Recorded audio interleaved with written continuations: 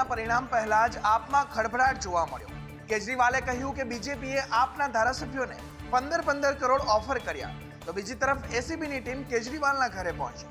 આમ આદમી પાર્ટીના કન્વીનર અરવિંદ કેજરીવાલે કોઈનું નામ લીધા વગર ભાજપ પર ઉમેદવારોના હોર્સ ટ્રેડિંગનો આરોપ લગાવ્યો. કેજરીવાલે દાવો કર્યો હતો કે તેમના ધારાસભ્યો અને ઉમેદવારોને ફોન પર 15 કરોડ રૂપિયા ઓફર કરવામાં આવ્યા, તો તમામ 70 ઉમેદવારોની તાબડતોડ બેઠક બોલાવવામાં આવી. જ્યારે કેજરીવાલના આરોપો બાદ ભાજપે એલજી વીકે સક્સેનાને લેટર લખીને આરોપીઓની તપાસની માંગ કરી. આ પછી એલજીએ એસીબીને આ મામલાની તપાસ કરવા આદેશ આપ્યો છે. એસીબીની ટીમ તપાસ માટે કેજરીવાલ, સાંસદ સંજયસિંહ અને મુકેશ અહલાવતના ઘરે પહોંચી ગઈ. દેશની રાજધાની દિલ્હીની વિધાનસભા ચૂંટણીમાં એક્ઝિટ પોલના આંકડા મુજબ ભાજપની જીતનો વર્તારો છે. ત્યારે જોવું રહ્યું કે કાલે કોણ વિજયના રથ પર આરૂઢ થાય છે.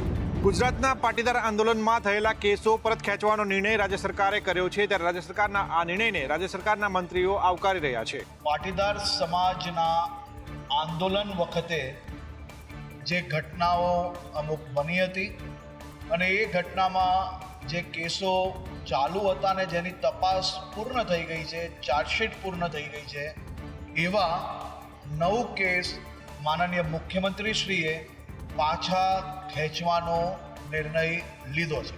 કે જેની અંદર હાર્દિકભાઈ અને જે રાજદ્રોહના કેસ હતા એ પણ પડતા મૂક્યા છે. હવે કેવળ 5 કે 4 કેસ એટલા જ બાકી રહે છે. બાકીના પાટીદાર આંદોલન સમયે જેટલા કેસ થયા હતા એ બધા ક્રમશઃ તપાસ કર્યા પછી અને એની ગ્રેવિટી જોયા પછી એક કેસ પરત લેવાનો રાજ્ય સરકારે નિર્ણય કર્યો. છેલ્લા 10 વર્ષથી કોર્ટમાં દેશદ્રોહ જેવા ગંભીર ગુનાઓ ચાલતા હતા અને આ કેસો પાછા ખેંચતા પાટીદાર પરિવારોમાં ટાઢક વળશે. પાટીદાર આંદોલનના કેસ પાછા ખેંચાતા હવે કોળી સમાજે પણ હટ પકડી છે. વિછિયા પથ્થરમારાની ઘટનામાં થયેલા કેસ પાછા ખેંચવા માંગ કરી. જસદણ અને વિછિયાના બનાવની અંદર વિછિયાના 85 યુવાનોને જે નિર્દોષ યુવાનો છે એમની ઉપર આ સરકાર દ્વારા 307 કલમ લગાડી અને જેલની અંદર ધકેલી દેવામાં આવ્યા.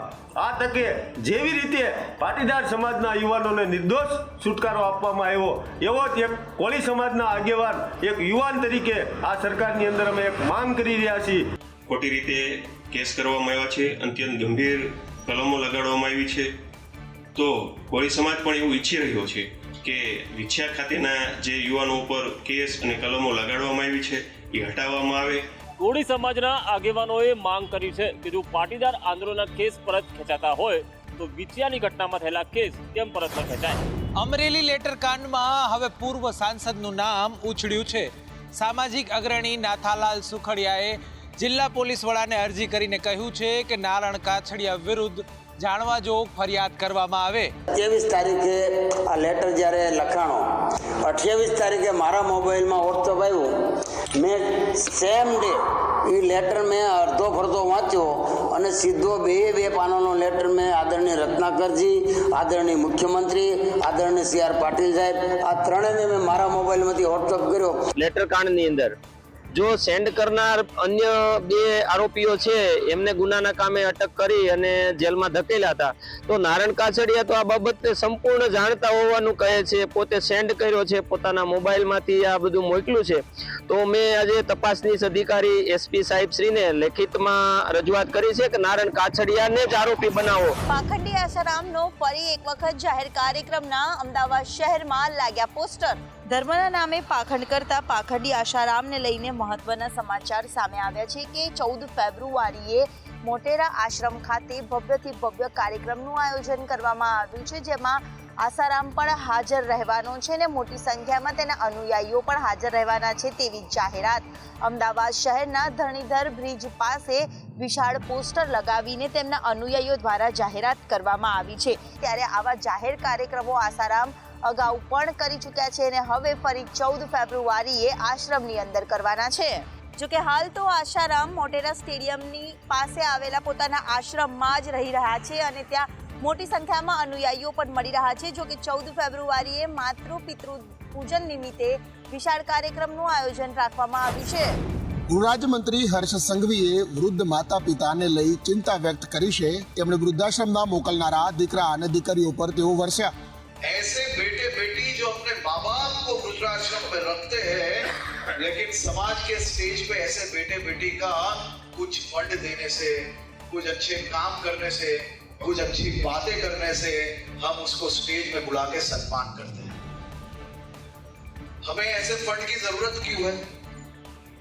सबसे पहले यह निर्णय लेना चाहिए कि समाज के कोई भी कार्य में जो बेटा बेटी अपने माता पिता को वृद्धाश्रम में रख के आए हैं, जो बेटा बेटी अपने माता पिता के साथ नहीं रह रहे, ऐसे एक भी व्यक्ति के फंड की जरूरत समाज के कोई भी प्रोजेक्ट नहीं। હર્ષ સંઘવી અવારનવાર નવી યુવા પેઢીને લઈ અને ચિંતા વ્યક્ત કરતા હોય છે. તેમણે તમાકુ ખાનારા પતિઓ પર પણ તેવો વરસ્યા. કોર્ટમાં પણ ઉઠાંતરી કરનારા લોકોથી હાઈકોર્ટના જજ ખુદ પરેશાન છે. પાટણ બાદ હવે સુરતમાંથી પણ 15 જેટલી ફાઇલો ગુમ થઈ છે. સુરતમાં શહેર કોર્ટમાંથી 15 ફાઇલો ગુમ થઈ જતા ખળભળાટ મચી ગયો છે. જેમાં શહેર કોર્ટમાંથી 15 ફાઇલ ગુમ અંગે હાઈકોર્ટ જસ્ટિસે ચિંતા વ્યક્ત કરી છે. જેને પગલે 13 ફેબ્રુઆરીએ સુનાવણી પહેલા અહેવાલ રજૂ કરવા આદેશ આપવામાં આવ્યો છે. તપાસમાં 2019માં એક સાથે 15 જેટલી ફાઇલો ગુમ થઈ હોવાનું બહાર આવ્યું. જેને પગલે હાઈકોર્ટ જસ્ટિસ સંદીપ ભટ્ટે તપાસના આદેશ આપ્યા. તે સિવાય અન્ય જિલ્લામાં પણ આવી ઘટના બની છે કે નહીં તે અંગે પણ તપાસના આદેશ આપવામાં આવ્યા છે. પાટણમાં કેટલાક કેસોની ફાઇલો ગુમ થયા બાદ આ ઘટના સામે આવી હતી. જો કે 2019માં જજ 15 જેટલી ફાઇલો લઈ ગયા હતા, પરંતુ હવે આ 15 ફાઇલો પરત મળી ગઈ છે. અમદાવાદ મહાનગરપાલિકા દ્વારા દૂધ સંજીવની યોજના શરૂ કરવામાં આવી હતી, જે અંતર્ગત હવે ધોરણ 5ના વિદ્યાર્થીઓને પણ તેનો લાભ આપવામાં આવશે. અમદાવાદ મહાનગરપાલિકા દ્વારા દૂધ સંજીવની યોજના શરૂ કરાઈ હતી, જે અંતર્ગત અત્યાર સુધી મનપા સંચાલિત શાળામાં ધોરણ 1 થી 4માં અભ્યાસ કરતા વિદ્યાર્થીઓને 300 ગ્રામ દૂધ આપવામાં આવતું હતું. આજે સ્ટેન્ડિંગ કમિટીમાં હવે ધોરણ 5ના વિદ્યાર્થીઓને પણ લાભ આપવા માટે નિર્ણય કરાયો છે. પરંતુ ધોરણ 1 થી 4માં અભ્યાસ કરતા 3000 વિદ્યાર્થીઓ પૈકી માત્ર 7000 વિદ્યાર્થીઓને જ દૂધ મળતું હોવાની ફરિયાદ આવતા હવે જથ્થો અને વ્યવસ્થા વધારવા માટે પણ આજની બેઠકમાં નિર્ણય કરાયો છે.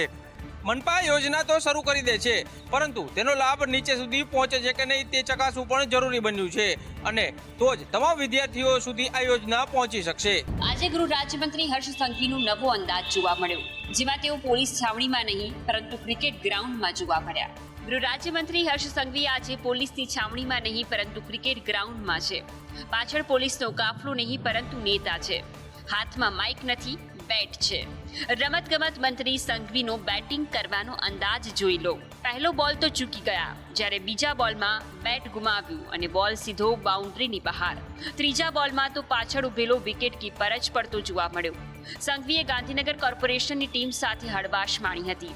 ગાંધીનગર મ્યુનિસિપલ કોર્પોરેશન દ્વારા પ્રથમ વખત આ ક્રિકેટ ટુર્નામેન્ટનું આયોજન કરવામાં આવ્યું છે, જેનું મુખ્યમંત્રીએ 5 ફેબ્રુઆરીએ સિક્કો ઉછાળીને ટુર્નામેન્ટનું ઉદ્ઘાટન કર્યું હતું. રાજ્યના રમતગમત મંત્રી હર્ષ સંઘવી ક્રિકેટ સહિતની અનેક રમતો રમતા જોવા મળ્યા છે, પરંતુ ક્રિકેટ તેમની પ્રિય રમત છે. ગુજરાતનું હવામાન ફરી એક વખત પલટાશે. વધતા ઘટતા તાપમાન વચ્ચે રાજ્યના કેટલાક જિલ્લાઓમાં ભારે પવન ફૂંકાશે.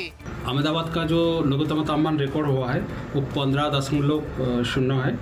गांधीनगर में 14.2 और गुजरात रीजन में सबसे कम तापमान रिकॉर्ड हुआ है नलिया में, वो है 7.6 डिग्री सेंटीग्रेड. अभी जो पवन चल रहा है उत्तर पूर्व से पूर्व है, और जो हमारा मछुआरी भाई इसके लिए जो दक्षिण गुजरात तटीय क्षेत्र है इसके लिए वार्निंग दिया गया है. आज वो है जो हवा पवन का गति है 45 to 55 किलोमीटर प्रति घंटा विद गस्टिंग 65 किलोमीटर प्रति घंटा में रहेगा. આગામી 24 કલાકમાં દક્ષિણ ગુજરાત અને સૌરાષ્ટ્રના માછીમારોને દરિયો ન ખેડવા માટેની સૂચના અપાઈ છે.